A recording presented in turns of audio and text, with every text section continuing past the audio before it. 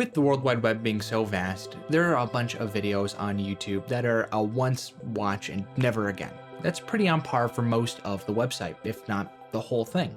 However, internet checkpoints are one thing that you find yourself coming back to time and time again. And if you don't know what internet checkpoints are, you probably have no clue what I'm talking about. Internet checkpoints typically are videos that are pretty hard to search with a very eye-catching thumbnail, kind of like this one that you see behind me, exactly like this one behind me actually. And they're either impossible to search up or very hard to do so, which made researching this video awesome. They're not typically like traditional videos like the one you're watching right now. They are just a still image or a slightly moving image, just like this one, with some video games OST like Pokemon or Donkey Kong. Now you might be asking, why is this kind of video so popular and what's the deal with it? Well, if you go into a comment section of a video like this, you will find a very wholesome space.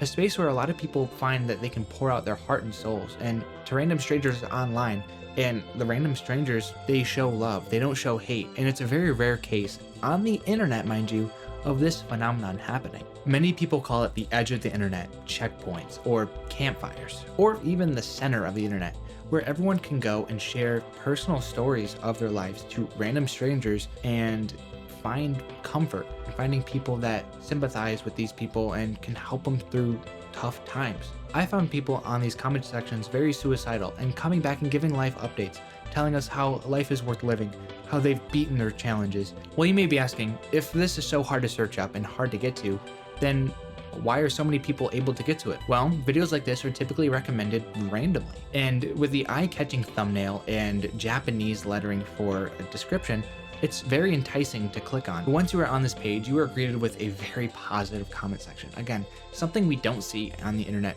too often at all. But you also may be asking, how did all of this even start? Where did it begin? Well, to answer that question, we must go back to 2012. A user named Tanya777 posted this video with the OST of Donkey Kong Country, I believe. I think I got that wrong. I think it was just somebody posting the OST for their favorite video games, and it turned into something very wholesome. It's someone from Japan who probably had no idea this was going to happen, and the internet took it and ran. Finding deeper meaning in something like this is comforting, something that looks nostalgic, something that looks like home. With the nice calming music and visuals, a lot of people keep coming back here to give life updates. I know I've stumbled upon this page for the past 6 years now. And the great thing about this video is you can keep coming back to it every single day, and there's new commenters, new replies, and new stories to be shared. Unfortunately, in 2021, Tanya777's account was taken down by YouTube because of copyright infringement from Nintendo. Thank you, Nintendo. The primary source might have been shut down, but the message still stood, and a lot of people ended up making archive accounts for this kind of video. The lasting impact that this account had on the internet ran deep. A bunch of accounts emulating these kind of videos and sparking new checkpoints for people to go to and share their stories. What seemed like just somebody posting their OSTs on the internet turned into something that the internet cherished forever. Something so small that they thought wouldn't change anything ended up changing many people's lives and probably saving a lot of people's lives. With the amount of life updates that I see on these videos, it's just so wholesome to see that there is still a community that is very positive and wants to share love versus the rest of the internet, which is just hatred. My experience with these kind of videos was around 2020, my freshman year of high school.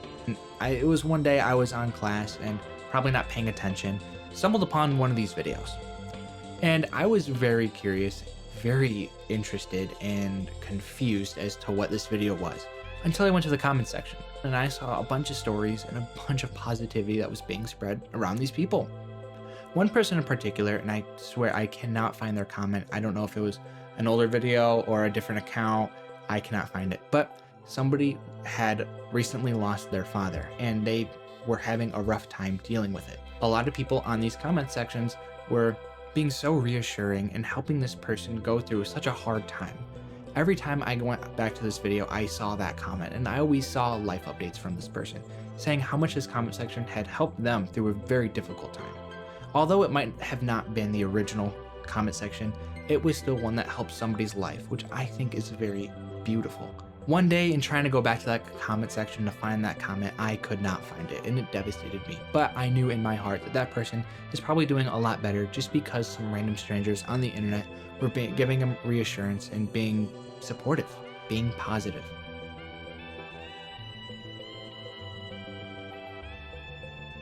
The video ended.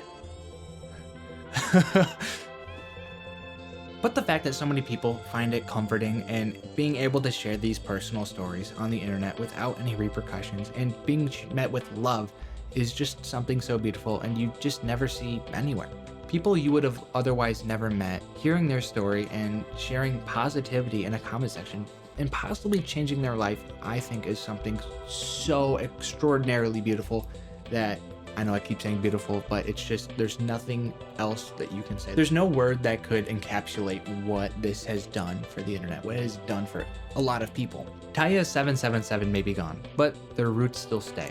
There are even archives of their entire channel online, and it's not on YouTube, but it's like a mock-up of YouTube showing the entire comment section that has been archived of the original poster. And they had much more videos than this one I'm showing you here.